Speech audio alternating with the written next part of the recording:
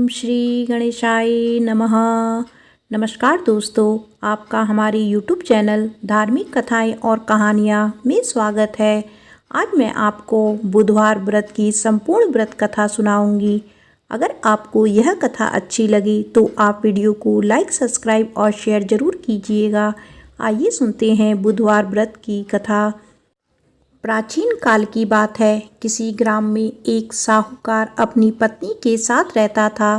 पति पत्नी दोनों भगवान गणेश की पूजा करते थे और दीन दुखियों की मदद करने के लिए हमेशा तत्पर रहते थे।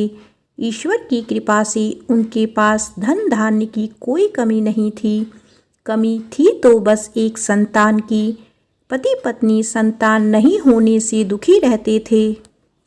गांव वाली संतान ना होने की वजह से उन्हें हमेशा ताने सुनाते थे, पर साहूकार और उसकी पत्नी को ईश्वर पर पूर्ण विश्वास था। ईश्वर जरूर कुछ अच्छा सोच के रखा होगा हमारे लिए। एक बार पति पत्नी मंदिर में गणेश जी के दर्शन पूजा अर्चना करने गए। जब वह पूजा करके बाहर आए तो उन्होंने देखा कि एक बालक मंदिर की सीढ़ियों पर बैठा रो रहा था।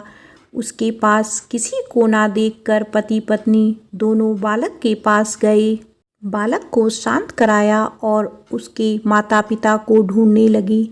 जब उस बालक के माता पिता पति पत्नी को नहीं मिले तो वो बच्चे को मंदिर के पुजारी के पास ले गए और उन्होंने पुजारी से बोला, ये बच्चा हमें रोते हुए मंदिर के बाहर मिला है। क्या आप इसके माता पिता को जानते हैं? पुजारी ने कहा, नहीं। अब पति पत्नी और पुजारी तीनों लोग बालक के माता पिता को ढूंढने लगे। काफ़ी देर ढूंढने पर बच्चे के माता पिता नहीं मिले तो पुजारी ने साहूकार और उसकी पत्नी को बोला, आप इस बालक को अपने घर ले जाइए। अगर इसके माता पिता इसे ढूंढते हुए आए तो मैं उन्हें आपके घर ले आ जाऊंगा। साहूकार और उसकी पत्नी बच्चे को लेकर अपने घर चले गए।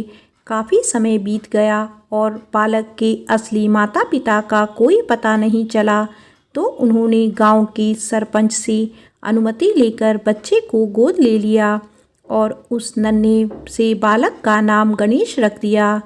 कुछ दिन बाद गांव में एक पति पत्नी आए जो चोर थे। गांव में जाकर उन्हें पता चला कि गांव में सबसे ज़्यादा धनी व्यक्ति साहूकार है, जिसकी अपनी कोई संतान नहीं है।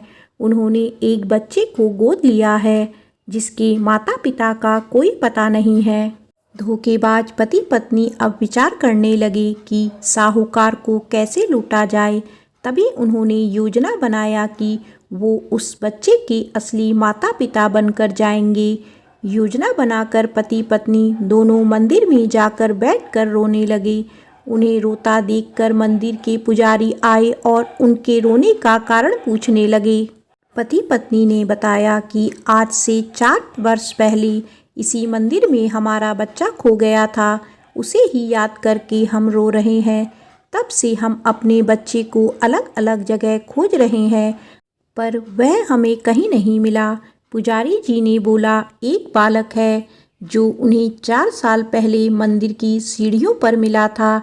शायद वह आपका ही पुत्र हो। वह बालक गांव के साहूकार के घर पर है।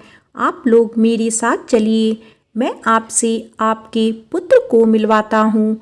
इतना कहकर पुजारी उन दोनों पति पत्नी को लेकर साहूकार के घर चल दिए। वहाँ जाकर पुजारी जी ने साहूकार को बताया कि गणेश के असली माता पिता मिल गए हैं और वह गणेश को लेने आए हैं। यह सुनते ही साहूकार और उसकी पत्नी दोनों बहुत दुखी हुए, लेकिन उन्होंने गणेश को उनके असली माता पिता को सौंपने के लिए तैयार हो गए।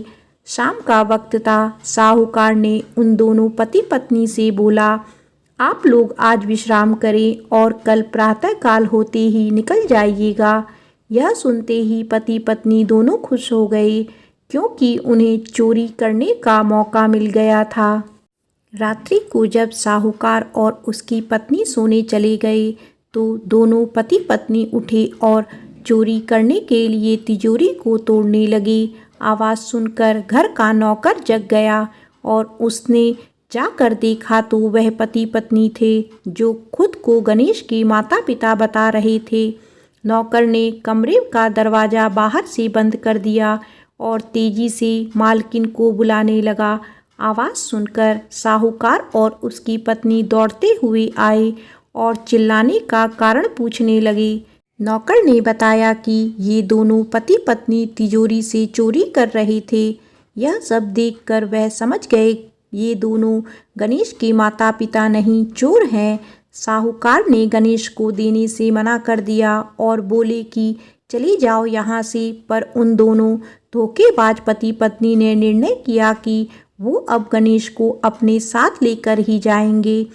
पति पत्नी दोनों गांव के सरपंच के पास गए और बोली, साहूकार उनके पुत्र को वापस नहीं कर रहा है।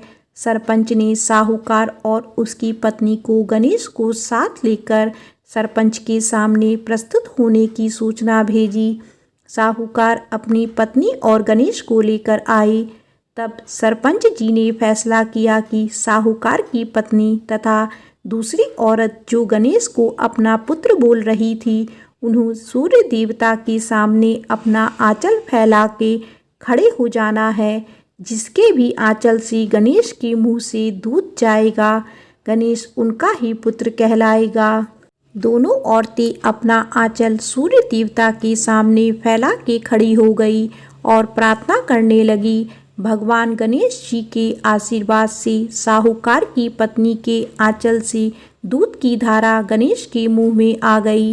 यह देखकर साहूकार और उसकी पत्नी बहुत खुश हुए और सरपंच ने गणेश को साहूकार को सौंप दिया। वहाँ खड़े सभी लोग गणेश जी की जय जयकार करने लगे। प्रेम से बोलो श्री गणेश भगवान की जय।